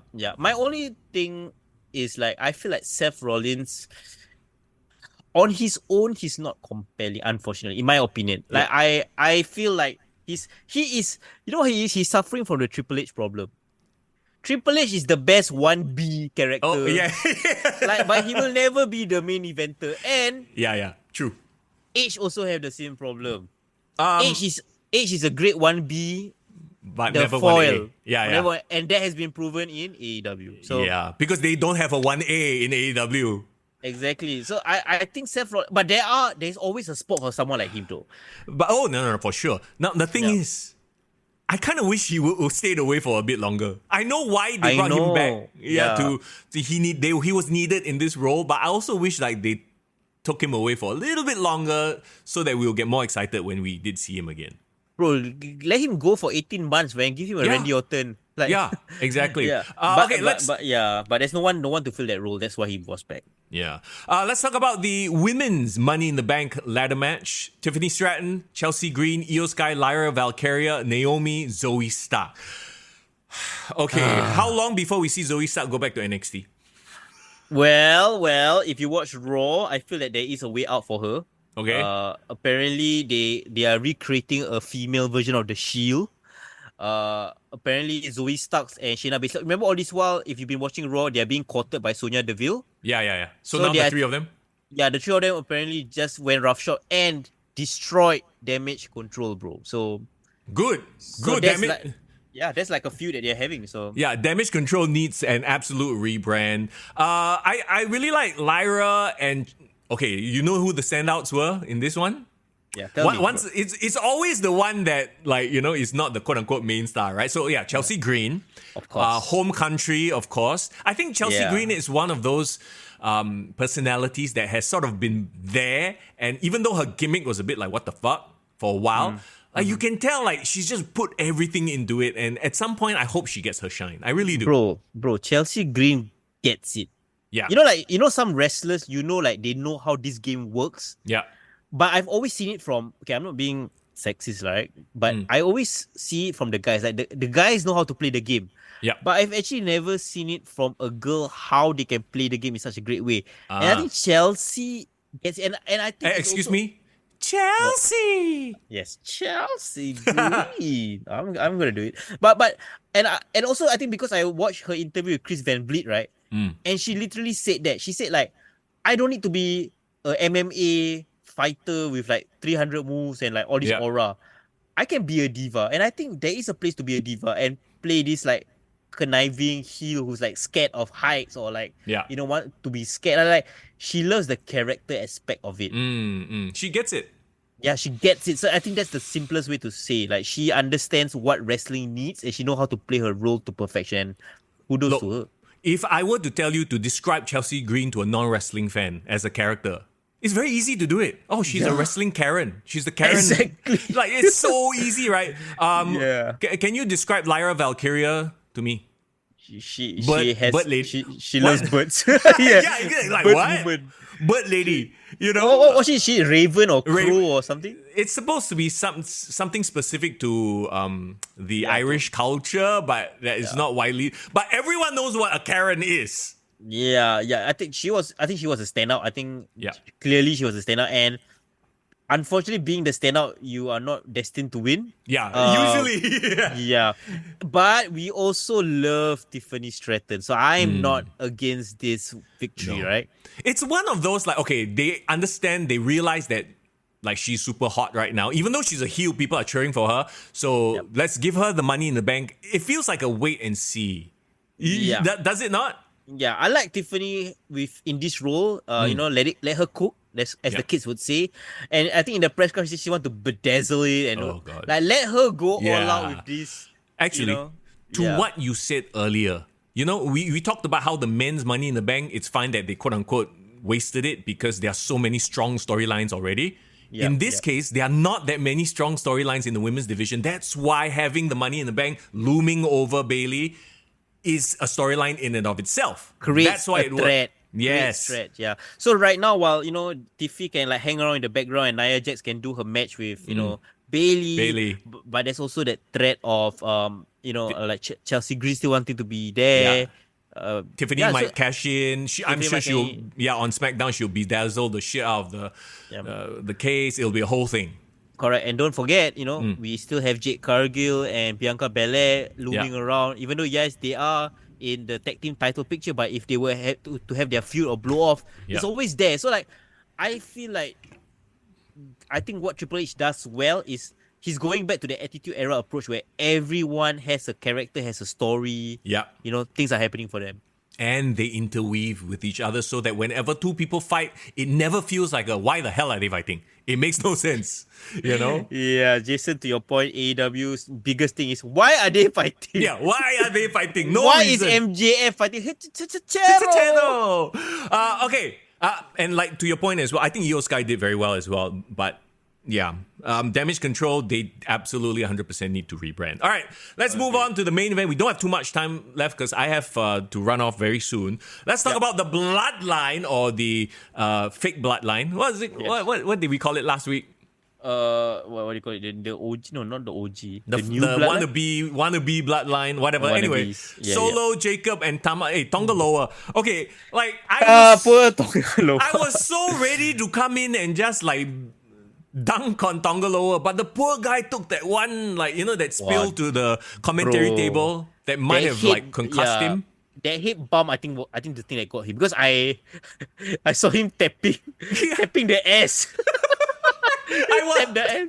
okay. Versus Cody Rhodes, Kevin Owens, Randy Orton. Fucking funny, bro. Why? It's like a attaboy, tap the ass. Poor Tongaloa. Okay, you know what? The whole way through, I was like, okay, he actually makes a good like bouncer. Like, the guy just stands there, does nothing. Because in the ring, I don't know if it's because of social media, but I can't escape those clips of him doing the 619 or the fake shot. I cannot. To me, the workers in this new bloodline, I really think is still Tama Tonga and Fatu. like Jacob Fatu. Jacob Fatu, I think for this debut, I think he did a great job. Yeah. They didn't give him away too much. No, I was about to say this because at first I was like, I wish I saw more of his moveset. But then I was like, okay lah, actually you don't need to show too much. You just be menacing Kennedy. Yeah. But, and Tama, okay, I feel bad for Tama Tonga because like he's been presented well, but he is also another guy like I don't really like get much out of his matches, Yeah, I get you. But I think what Jacob does is he really adds so much flavor to this new blood. Now they got personality. Yeah. Just by his face. Dun, that fucking meme. And also the whole, I think even him no selling Randy's vintage DDT. Yes. Oh, perfect. I love it. People forgot Samoans and Tongans supposed to have very hard heads, right? Yeah. Bro, I know it's a stereotype, but yeah, I mean, No, why that's not lean into it, right? That's a throwback. Like if you grew up in the 80s watching wrestling, you understand. I understood immediately. Oh wait, he's Samoan. Of course, that doesn't hurt him. Yeah, like Haku or Alpha and Sika, like Yeah. with their menacing hairs and all that. Yeah, I get it. Yeah. And I think the thing about Jacob is like he leaned out for this debut, right? Yeah. But he still feels larger than life, right? Okay. Yes, but I hate that he looks small compared to Randy Orton. Like the fact that Randy Orton is the way he is now is actually a detriment to a lot of these guys. Because, you know, when Randy faced off against Jacob, I was like, oh my God, Randy is massive. Bro. And then remember, I think there was this social media post saying that, you know, Randy, he was being announced as 265, and then he was like, come on, I'm like 290 at least, you know, that kind of shit. Yeah. Why I love Randy so much is, right, like, he's a dick, right? Yeah. Can you imagine him and his size now in AEW? Oh, bro, It's like, he's the head coach teacher, bro. Look at all the kids. Yeah. He's like the only man in that whole company. Anyway, this match made sense. It was to establish the bloodline. We all know that the bloodline needed that key, that marquee victory. And in a match that technically has no stakes, it's just a 6-man tag, right? There's no championship on the line. It made sense for them to win here, no? Yeah. And I think Solo really needed a huge signature win to establish himself as the main guy. I mean, they just came off destroying Paul Heyman. Yeah. He needed that victory. And now I can feasibly see Solo challenging Cody for the title. It makes sense now. Yes, it does. They've sort of built it up to that. Now, the question is, right, does Roman Reigns make his return at SummerSlam? Or... like, you know, that's obviously the goal, right? Or is that too soon? I want to say it's too soon because I feel like they can still play with Jacob and the dynamics and all that for at least a few more months. Yeah. But knowing WWE, I think they want to make a big moment on SummerSlam, and I think the return of Roman Reigns would actually bring this up to the next level. But my problem is, if you pull the trigger on Roman Reigns in SummerSlam, is there enough storytelling from SummerSlam to next year WrestleMania? No? You get what I mean? Exactly. Like, if you brought back Roman for Royal Rumble, at least, okay, that makes sense, right? Like, now you have a shorter ramp. Yeah, but and give that guy a break, bro. He has been carrying comment for fucking 4 years.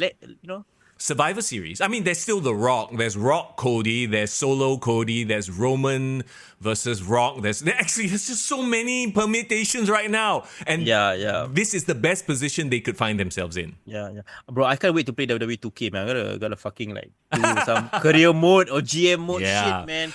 There you go. So that was a 6-man tag. And once again, you know, okay, very quickly, Tonga Loa, you know, he came in to do the low The what? The low blow. We gotta talk about the low blow. It was the highlight. Bro, I thought I don't want to embarrass him somehow, but sure, you can talk about it somehow. Why not? So, okay, poor guy, probably like woozy, concussed, whatever, right? Goes for the low blow. The first one, for whatever reason, he like no energy. Looked like he was fondling. Bro, he was tapping his ass, bro. Oh dear God. Okay, bro, we gotta clip this. This whole clip, man. Fucking hell. And then he did it a second time. I don't know if you saw the opposite angle where he low blow, right? He just punched Tamatonga. He whacked Tamatonga in the head. Hey, fuck, sir. If I was the brother, I was like, hey, fuck you lah, bro. You just chibai. Damn chibai. Tongaloa, please get well. Oh, I died. I was like, oh my God, this is the worst thing. It's the most hilarious thing. Poor guy, though. Yeah. Okay, but we need one lovable guy in the bloodline. I think someone that we can poor thing, you know. The Titus O'Neil of bloodline. From fondling Kevin Owens' ass to punching Tamatonga in the face.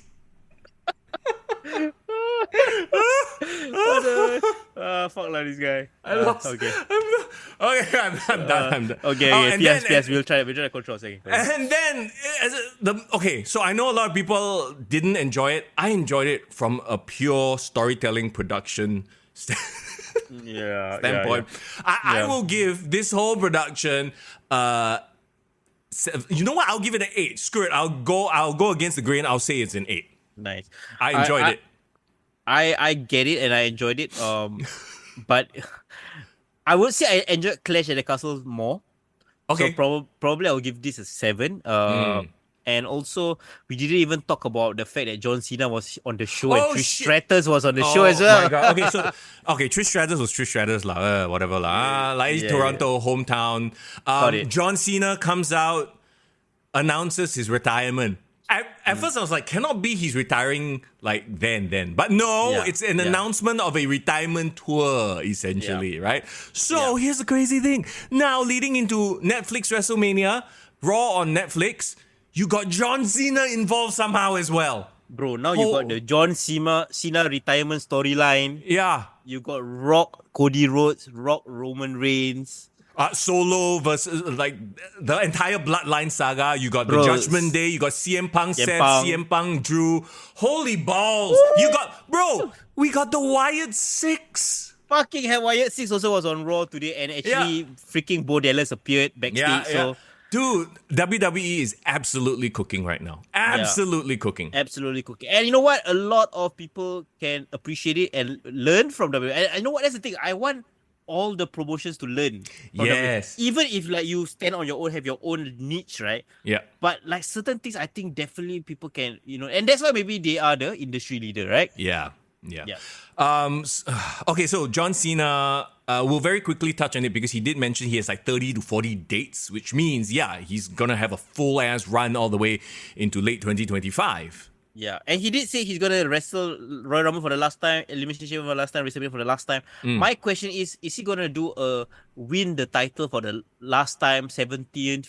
So basically break the record for Ric Flair. Do you think WWE gonna pull the trigger on that? I think yes. And actually, honestly, I would like him to.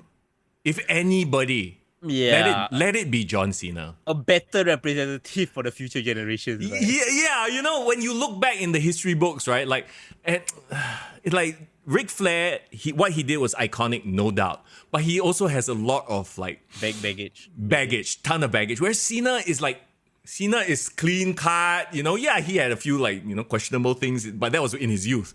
Like everything from his WWE run onwards, right, he's been that guy. He's been such a corporate guy. He's done he's like the Make-A-Wish ambassador that has the most wishes granted. Like he's literally the most iconic WWE wrestler ever.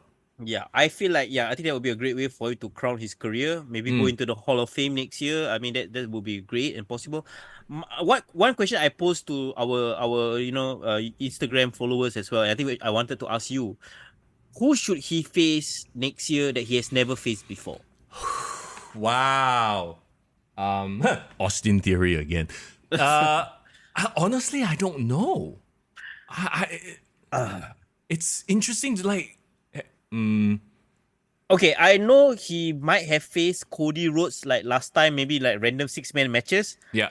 But I would love to see a proper passing of the torch, Cody Rhodes and John Cena match. Like a shake hand match lah. Like they actually like do it face v face. Yeah, even if it's for the title, if it's like a one-time challenge and Cena fails also, I don't mind. I think that would be a beautiful storyline. Maybe he can put over Damian Priest. Finally, Priest has his. Why? Hey, Div, you see this foreign? No, like, come on. You talk about a match that has never happened before. Damian Priest, like how better to cement his legacy than to have John Cena do the honors for him? Yeah, I wouldn't. You know who else I would love to see him fight against? Who? Braun Breaker. Ooh, okay. Gunther. Oh, that one is his retirement because after that he died already. After that, he chopped off. Gone. Hey, Dominic Mysterio. Wow, Cena and Eddie bringing it back, huh? Yeah. And in this case, like he can beat up Dominic Mysterio, because he's a heel. Yeah, I love it. Okay, so I'm loving the matches and potential. I would throw in one more guy, and I feel like it's a bit of a it's not really random lah. But I just wanna see that visual, right? Okay. I wanna see him fight Ludwig Kaiser. Oh, okay, random, but I like it. I'm here for it. I'm not against it, but okay, let me explain to you the storyline, right? I feel this is super stereotype, but for some reason, right, I always feel that John Cena does well against foreigners. Cena, Rusev, Umaga, like he's like the prototypical American hero. I like that old school American hero fighting the foreign heel. Yeah. He personifies Americana. Yeah, and I think Kaiser can do a good Dolph Lundgren impression and bring Rocky down for a bit, like just in his promos alone. Well, okay, how about we start off with Kaiser, just to give Kaiser a bit of a rub as well, and then we move on to Gunther, because Gunther is also a foreign heel. Remember when John Cena made fun of Rene Dupree and Sylvain Grenier? Yeah. Fifi, the PP, I think it'll be fun. That's just my personal opinion. No. Yeah. WWE is a global entity now. They're doing PLEs. You can't run the Americana stuff anymore. Bro, come not so on. obviously. Not so obviously. Okay lah, Cena and Kaiser at Bash at Berlin. Let's go. Wow. Okay. Let's go. I don't know about that. But yeah, it's definitely going to be interesting moving into Netflix WWE.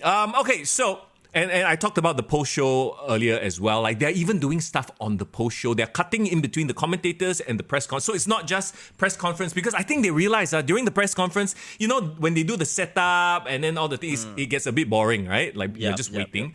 Now they intersperse it with shit happening at the post-event show table with Wade Barrett and Jackie Redmond. So just great. I like I said, I watched the entire press post-event thing like no problem. It served the storyline as well. It's not just a bunch of people coming out talking about how they love working with each other, like, giving away the business. I will say this though. I noticed they're trying with different people. So, people like CM Punk, of course, Triple H himself lah. CM Punk, Cody, they know like, those are the guys can talk. They know how to sell. They understand the business. Let them have free reign. Once in a while, they will inject in a Tiffany Stratton. Let her try. Yeah, I get you. Tiffany Stratton felt lost. Like when she needed help. She needed help. A lot of help. So I like, you try her once, fuck off. Like you notice they cut off Tiffany Stratton one very fast. Yeah, I get you. But I think this is another way to train your mic speaking skills, right? Exactly. No, that's exactly it. They did it with Jade and Bianca one time. So it's just such a professional product. So from that point of view, as a viewer watching something that's a polished product, I appreciate it. And because me, going back to talking about I'm such a perfectionist at all these things as well. I appreciate it. I just can't wait for WWE to go to Netflix and I can kind of tell. When we can start telling, our friends, family members, hey, WWE, Netflix, you want to watch or not? You know that kind of thing? Bro, now when the wife and I at night, nothing to watch and we're scrolling through Netflix, I can actually go to, because previously I'm like, hey, let's watch wrestling. She's like, no, gotta go to a new app, right? Okay. But it's literally going to be there on the homepage. I'm like, just watch that. Then she'll okay. There you know go, what I mean, right? Because to be honest, right, on Netflix, some of the shows that we discover are like just random. We are just scrolling through shit. What is this? I'm watching this show right now. Cheat. I never heard of it before. It's a game show. It's called Cheat. You're supposed to cheat. And nice. I literally found it on the navigation tab. The homepage. Yeah. Great concept, I guess.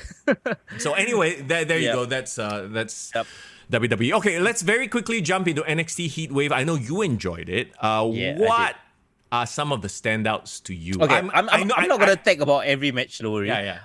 But I feel like first off, right off the bat, let's talk about the main event. Fatal 4-way match. They had Sean Spears inside it. They had a new guy, the Javon Evans. They have Ethan Page.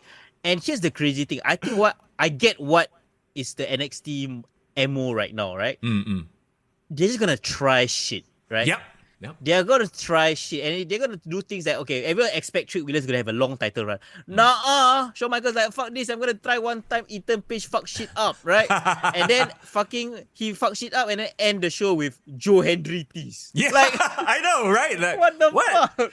Look, it's incredible, right? They are able and willing to do this stuff, and they can because they are quote unquote the indie, right? AEW cannot because they are not an indie. I mean, they are an indie, but that's their main show. Their flagship, right? Yeah, their flagship. Agreed. And I think that's the beauty of having developmental where they are rough around the edges, right? Like, I would say, for example, Obafemi and Wesley, right? Yeah. I still think Obafemi is very raw. Like he's Ahmed Johnson raw. No, I'm not saying he's bad. Yeah, no, you can tell that, there is a huge future for this guy if he can hone his craft. And this is where he hones his craft. And Wesley was the perfect guy to do it because Oba is this huge powerhouse. Wesley is bumping for him like mad. Yeah, it's like, for example, right, if you play FIFA or like you're a football fan, then you see this like incredibly unpolished gem of a player playing for like fucking Brighton or Wolves. And then in my head, you're like, man, I can't wait when he gets picked up by like freaking Manchester or City or like Real Madrid. Like this guy has the potential to play for that big club, right? Yes, so it's the same concept with Obafemi, and I feel Obafemi, once he gets it all together, bro, Braun Breaker Obafemi. I thought you were going to say Oberfemi versus Omar. The No. in a Nigerian street fight or something like that. Yeah, I think it's okay lah. I think it's okay lah. The less we see of Omar's, the It's better. better. Yeah, Oberfemi, Yeah. so Oberfemi was fine. Oberfemi Yeah. was a good match. Wesley, I think Wesley, even in defeat, I think he's ready to even go to the main event picture. Like he has I agree. that great connection with the crowd. And we know his story, his character. He left for why he came back. I think he's a great story.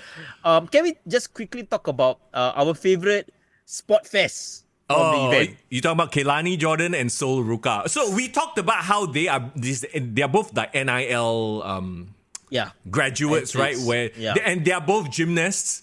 So like I'm like, so I think who was it? Was it Ricochet who tweeted like this is like Ricochet Osprey but the woman version? Somebody did like a side by side, Yeah. of them doing the moves, and Yeah. and I think the storyline, the funny thing was like Dave Meltzer did a breakdown review, and he shitted on that match, and then everyone was like, "Fuck you!" Like you literally praised Osprey and Ricochet for the same thing, right? Yeah.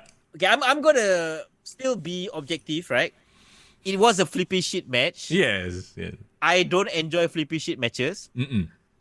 Not a fan, right? But I could stomach this because this was the flippy shit match of the night. It was the only main flippy shit match. You get what I mean? Yeah. And again, this is their, like, to your point, this is their indie developmental. This is where they get to try this shit out. And, so they will have this in their back pocket one of these days where they can show off on a highlight reel when they finally make the, main roster. Yeah. For example, right, like when a big time WrestleMania match, Seth Rollins pulls out a Phoenix Splash 450, right? Yeah. Incredible, amazing. Yeah. That is the moment to do it. Yeah. But don't do it on a Wednesday random night on, Dynamite. That's the problem, right? No, that's exactly it, right? So this is akin to like Brock Lesnar doing a shooting star press on OVW, but never doing it on Raw. He only brought it out for WrestleMania. Unfortunately, he freaking broke his neck doing it, but that's neither here nor there. So it was fun. Yeah, it was fun for what it was, and it was a flippy shit match. But to be fair too, like I feel like I know more about Kehlani Jordan and Sol Ruka than I know about Ricochet and Will Ospreay. Because he was being presented like, do you know the stories? NXT does a job of telling the stories, right? Yeah, they had the whole package, their history in gymnastics, blah, blah, blah. Yeah. Even, for example, another random match, right? Like, I mean, not random, but Roxanne Perez defending her title against Lola Vice, right? Lola Vice, even if you do not know anything about her, in that 2-minute promo package, I know, this girl used to be in MMA, this girl is like a Latina, she dances and she like beats people up. Like, okay, enough, understand. Enough to know what's the story, right? Yeah. And I like Roxanne, but I have a preference for Cora Jade. Cora Jade is more of my type of girl. You know what it is with Roxanne, right? This is because this is like, once again, they're developmental. Everyone needs to go through their face and heel runs to let them practice. Yeah. Roxanne doesn't work as a heel. I feel like she's... Okay, going back to the horror, you need to go and watch this promo, bro, where they were in the ring. And Lola Vice is like getting emotional, talking about her mother and all that kind of thing. She played mother card. No. But the whole way through, when they were doing it, I was like, oh my God, this is like community theater, the worst acting I've ever seen. I wanted to say like, I just remember, the whole behind the scenes documentary with WrestleMania 40, right? Yeah. They should have added a whole segment about how they all play father and mother. Oh yeah, that's right. They did play father, huh? Play grandfather, play all this. But no, like I love their match. I hate their promo. I hated their in-ring. It was the worst fucking promo I've ever seen in my life. Yeah, and that's the thing, right? You can laugh at it because what? It's developmental. Yeah. If you want like serious, like top quality world class shit, you still got the main roster, right? Yeah. But these two need to. And like I said, I think Roxanne is poorly cast as a heel. She is a through and through babyface. Like, how some people are just better at a certain role. Yeah, I think she's better as a babyface. Yeah, but let her go through this period, and I think her eternal rival Cora Jade will be back, and she'll be the main, badass girl. So I'm fine with them. Any thoughts on Nathan Frazier and Axiom as a tag team? I'm starting to grow on them. Like, It's funny because immediately when I see their interactions, I'm like, oh, Aussie, like, from Grapple Max. Like, you have the one who's just trying to be a bit more yaya, a bit doing extra shit on the side. No, it's not exactly the same, but it has the feels of it. Like, Nathan Frazier is going after the speed championship and then not focusing 100%, but they still pull it off. I see. Yeah, I'm a fan. I like Nathan Fraser and Axiom together. And also they also have a bit of tension in between them, so I like that. Yeah. Duke Hudson, bro. Duke Hudson and Chase U, they are cute, but like they have connection with the audience. But again, we've seen it with Alpha Academy. There's a ceiling to this gimmick, right? Yes. You'll never get more than this. One thing I'm a bit annoyed, bro. Why this Lexis King move on already got new feud and our boy Dante Chen got no presence on the show? Oh, he got a packet. He got a package. So did you go to the toilet to see his? Wait, what package are we talking about? Video package, bro. I saw. Maybe you went to the toilet. You didn't notice it, but they did have a video package to sort of highlight his feud with Lexis King. So but he doesn't have a feud moving on because, to your point, Lexis King and Tony D'Angelo are gonna feud next. Yeah. So I'm a bit worried. Right. Okay, it's fine. You package him or you give him a shine. But what's next? I just want him to be involved in stories, right? Yep, we all do. Yeah. So, but again, amazing. The fact that he's there, he's in this spot, he's in the mix. That's the best we can hope for. And of course, once again, the main event, Ethan Page.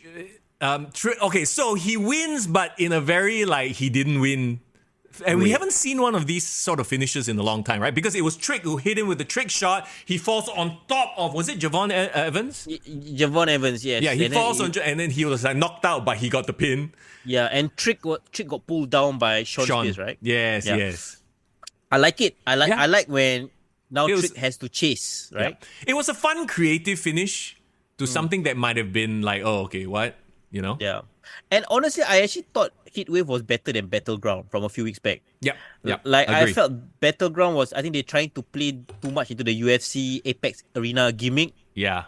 But it was less about the wrestling and the storyline. But this one, with Ethan Page, in the mix, I like when NXT Black and Gold, right, had like a established star. Mixing it with like the up and comer, like like maybe the champion is a new guy, like maybe like the Velveteen Dream, but then they got like a established star like Ciampa or like Aleister Black to kind of help him level up.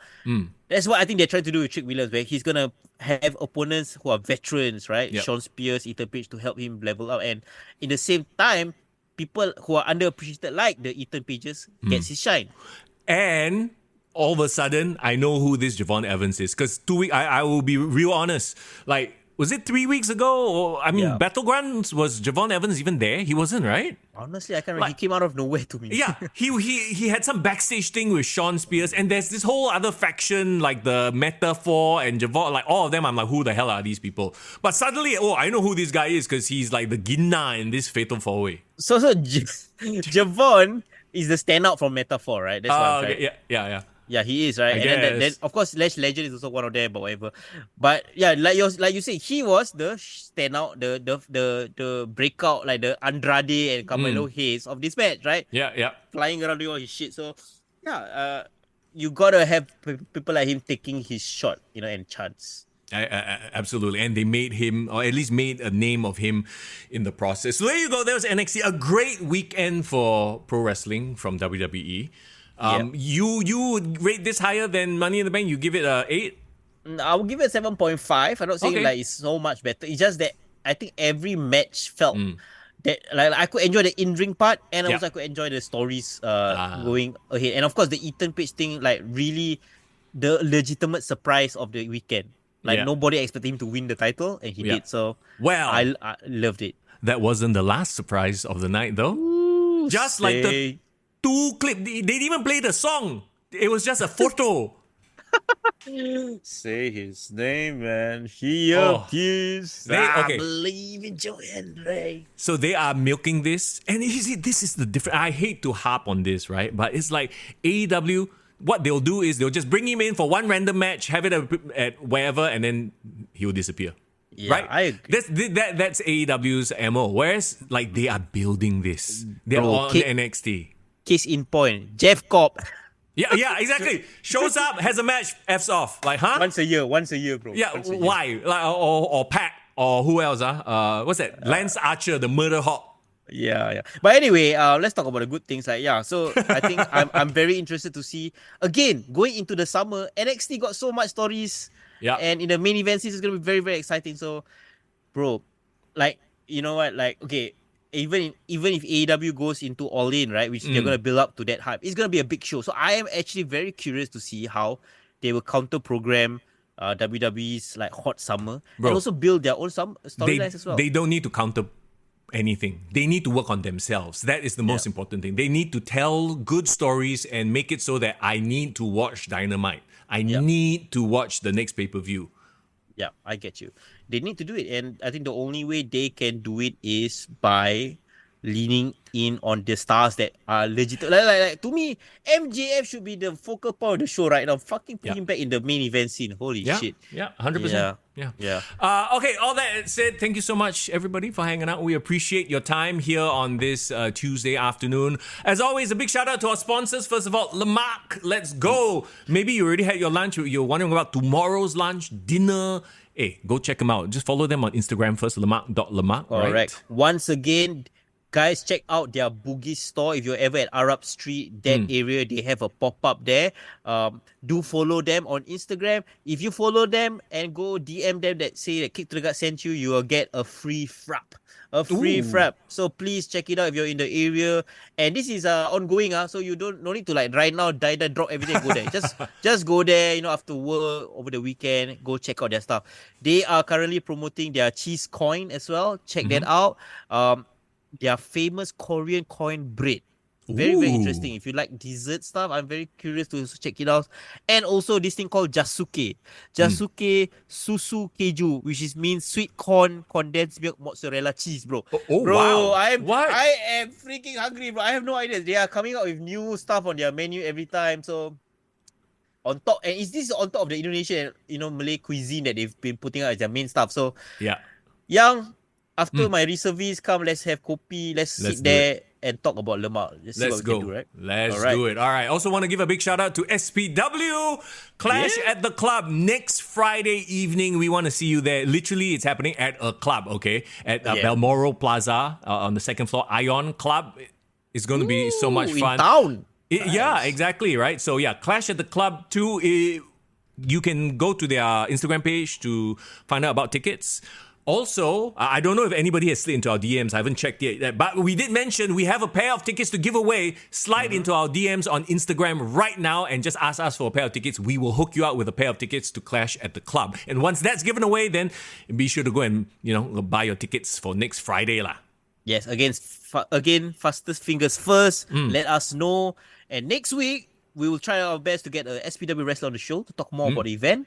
And maybe you shall see us there as well. So absolutely. And we will next week run through the card and give you a proper preview lah. In the meantime, once again, description is where all our links are. You can head over there for our Discord. Come follow us on Discord and continue the conversation because, the wrestling world, it changes by the day, by the minute, by the hour. Yeah, shout out as well to our Patreon there on the live ticker. We just had a new Patreon join in, our long-time listener, Gaddafi, who was on the show a couple of weeks ago talking about his experience at Clash at the Castle. He's now joined on the podcast and he gets a complimentary mug, Mr. Young, our Kick to the Gut mug. So this one. There you go. So if you're interested in joining and supporting us, you want to be a Patreon, you'll be involved in the Singapore Wrestler Top 20 rankings as well as get our merch. So please guys, join our community. Let's enjoy wrestling together, yeah? All right. As always, it's Mr. Young. And it's Far in the building. Take care.